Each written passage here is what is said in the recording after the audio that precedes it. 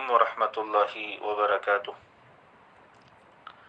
الحمد للہ رب العالمین والعاقبۃ للمتقین والصلاة والسلام علی نبینا محمد وعلی آلہ وصحبہ اجمعین، اما بعد۔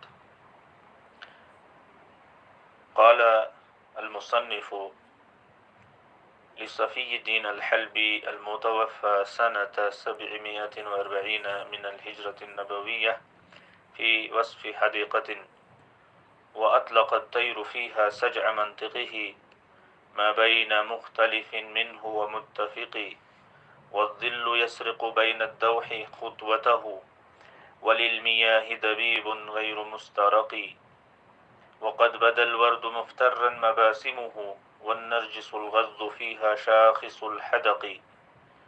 عزیز طلباء کرام، کتاب مجموعۃ من نظم والنثر سے ایک اور نظم آپ کے سامنے پیش کی جا رہی ہے۔ یہ نظم یا یہ اشعار اور ابیات صفی الدین حلی کے ہیں۔ ان کی وفات 740 ہجری میں ہوئی ہے، اور یہ ابیات اور اشعار انہوں نے ایک باغ کی صفت بیان کرتے ہوئے کہے ہیں۔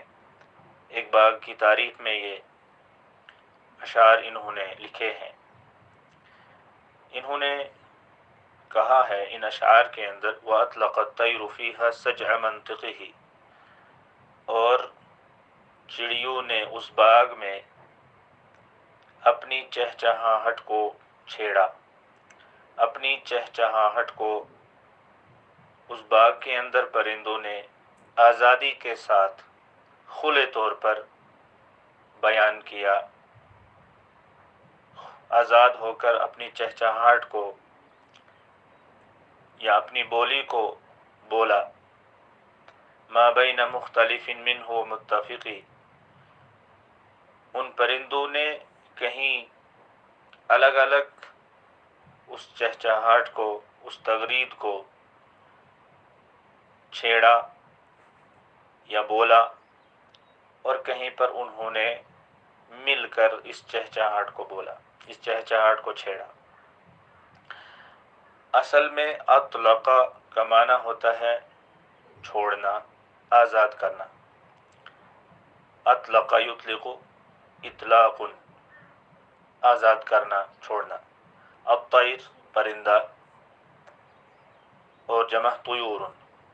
سجع، یہ سجع یسجع سے ہے، اور اس کا معنی ہوتا ہے مقفع کلام، ہم قافیہ۔ کہا جاتا ہے سجع الطائر، پرندے نے اپنی آواز کو ایک ہی نغمے پر دہرایا، اور پھر مختلف ہوتے ہیں الگ الگ، اور متفق ایک ساتھ مل کر۔ اور دوسرا شعر ہے وَالظِّلُّ يَسْرِقُ بَيْنَ الدَّوْحِ خُطْوَتَهُ، اور سایہ بڑے بڑے درختوں کے بیچ سے اپنے سایہ بڑے بڑے درختوں کے بیچ سے اپنے قدموں کو چراتا ہے، اور سایہ بڑے بڑے درختوں کے بیچ سے اپنے قدموں کو چراتا ہے۔ وَلِلْمِيَاهِ دَبِيبٌ غَيْرُ مُسْتَرَقِ، اور پانی کے لیے رینگنا ہے، پانی کی چال ہے، پانی کی چال چرائی ہوئی نہیں ہے، یعنی وہ پانی کی چال یا پانی کے چلنے کی جو آواز ہے وہ سنائی دیتی ہے۔ ظل کسی چیز سے یا کسی رکاوٹ سے سورج کی روشنی کا پردہ ہو جانا، اس کو ظل کہتے ہیں، یعنی سایہ، اور اس کی جمع ظلال و اذلال آتی ہے۔ اور الدوح بڑے بڑے درختوں کو کہا جاتا ہے، اور اس کی واحد دوحۃ آتی ہے۔ اور سرق یسرق ہوتا ہے چوری کرنا، چرانا، اور یہ باب ضرب یضرب سے آتا ہے۔ خطوۃ، خطوۃ قدم کو کہتے ہیں، اور جمع خطوات آتی ہے۔ وللمیاہ میاہ، ماء ان کی جمع ہے پانی، دبیب چال، رینگنا، چلنا، اور غیر مسترقی ایسی چال جو چرائی ہوئی نہیں ہے. مسترق استرق یسترق سے ہے اچکنا، چوری کرنا، چرانا. مسترق اس میں مفعول ہے اسی فعل سے. اس کے بعد تیسرے شعر کے اندر فرمایا وَقَدْ بَدَا الْوَرْدُ مُفْتَرًّا مَبَاسِمُهُ. گلاب کا پھول، گلاب کا پھول یا گلاب کے پھول کھلے ہیں، یا گلاب کا پھول کھلا ہے. مفترن مباسمہ، اس کے دانت کھلے ہوئے ہیں، یعنی وہ مسکرا رہا ہے. وہ گلاب کا پھول اس طرح ظاہر ہوا ہے کہ وہ مسکرا رہا ہے. مباسم. والنرجس الغض فیہا شاخص الحدق، اور تر و تازہ جو نرگس کا پھول ہے وہ اس باغ میں آنکھیں کھولے کھڑا ہے، آنکھیں کھولے ہوئے ہیں. شاخص الحدق، آنکھیں کھولے ہوئے کھڑا ہے. یعنی یہ نرگس کا پھول جو تر و تازہ ہے وہ بھی کھلا ہوا ہے، وہ بھی چمک رہا ہے. بدا یبدو ہوتا ہے ظاہر ہونا، بدا یبدو نصر ینصر سے. الورد گلاب کا پھول، پھول یا گلاب کا پھول، اور اس کی واحد وردتن آتی ہے. اور مباسم، مباسم مبسمن کی جمع ہے، مبسمن کی جمع ہے. اور اس کا معنی ہوتا ہے منہ یا دانت. تو منہ کھولے وہ گلاب کا پھول ظاہر ہوا ہے، یعنی کھلا ہوا ہے، یا اس کے دانت کھلے ہوئے ہیں. اس انداز کے ساتھ وہ ظاہر ہوا ہے، کھڑا ہے، چمک رہا ہے خوبصورتی کے ساتھ. اور اسی طرح سے کہا جاتا افطرا، یعنی ابتسم وبدت ثنایاہ، مسکرایا اور اس کے دانت ظاہر ہوئے.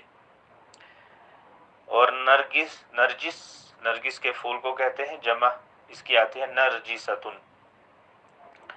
اور اسی طرح سے الغض کا معنی تازہ. اور شاخص، یہ شخص یشخص سے ہے، فتح یفتح سے. شاخص کہتے ہیں بغیر پلک جھپکنے کے آنکھیں کھلی رکھنا یا آنکھیں کھلی رہنا.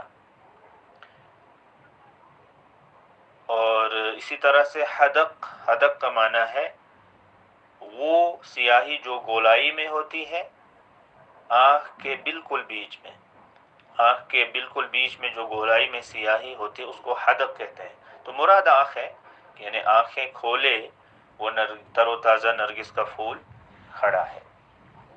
والسحب تبکی وثغر البرق مبتسم، بادل رو رہے ہیں اور بجلی کے دانت مسکرا رہے ہیں.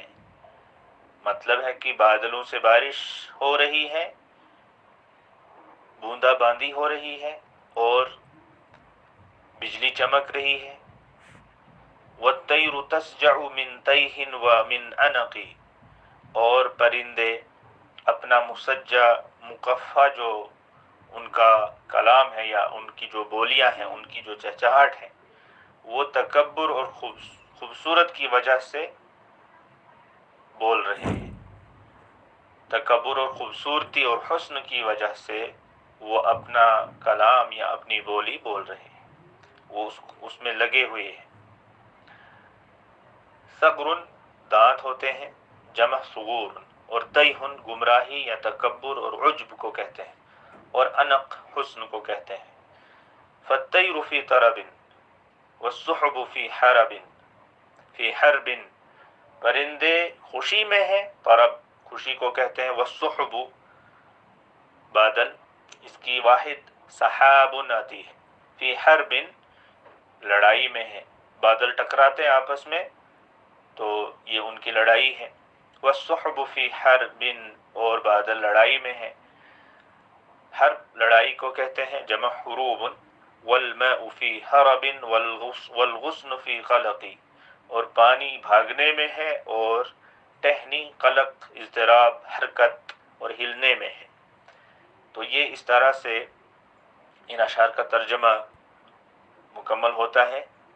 اور حرب کا معنی بھاگنا ہوتا ہے، حرب یحربو نصر ینصرو سے، اور غصن کا معنی ٹہنی، شاخ، جمع اغصان، اور قلق، اضطراب، انزعاج، تشویش اور حرکت کو کہتے ہیں۔ اللہ تعالی ہمیں سمجھنے کی اور یاد کرنے کی اور محنت کرنے کی توفیق عطا فرمائے۔ والسلام علیکم ورحمۃ اللہ وبرکاتہ۔